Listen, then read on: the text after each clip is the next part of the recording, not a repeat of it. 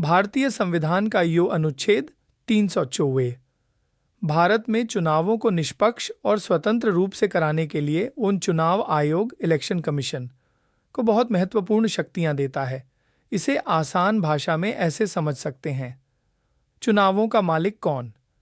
यह अनुच्छेद कहता है कि भारत में जितने भी चुनाव होते हैं, जैसे लोकसभा, संसद, राज्यसभा, राज्यों की विधानसभाओं और परिषदों और राष्ट्रपति व उपराष्ट्रपति के चुनाव, उन सभी को करवाने, उनकी देखरेख करने, निर्देश देने और उन पर नियंत्रण रखने की पूरी जिम्मेदारी चुनाव आयोगवान की होगी। यानी चुनाव आयोग ही इन चुनावों का सर्वेसर्वा है। चुनाव आयोग कैसे बनता है? इस अनुच्छेद में यह भी बताया गया है कि चुनाव आयोग में कौन कौन होंगे।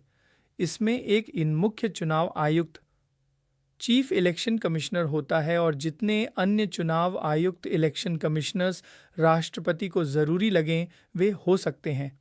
इन सभी की नियुक्ति राष्ट्रपति द्वारा की जाती है।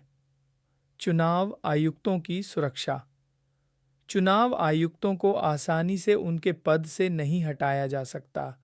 मुख्य चुनाव आयुक्त को हटाने की प्रक्रिया वही है जो सुप्रीम कोर्ट के किसी जज को हटाने की होती है, जो बहुत मुश्किल होती है। अन्य चुनाव आयुक्तों को मुख्य चुनाव आयुक्त की सिफारिश के बिना नहीं हटाया जा सकता। यह उन्हें स्वतंत्र रूप से काम करने की शक्ति देता है। चुनाव आयोग की शक्तियां।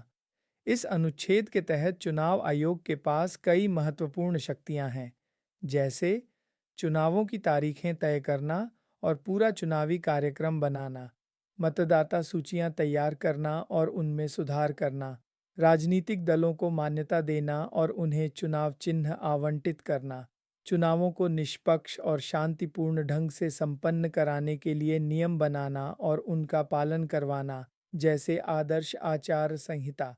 अगर कहीं कोई गड़बड़ी हो तो चुनाव रद्द करना, जरूरत पड़ने पर किसी भी अधिकारी को चुनाव ड्यूटी से हटाना या उसका तबादला करना। संक्षेप में, अनुच्छेद 324 वह आधार है जो भारत के चुनाव आयोग को एक शक्तिशाली और स्वतंत्र संस्था बनाता है, ताकि देश में निष्पक्ष और पारदर्शी चुनाव हो सकें।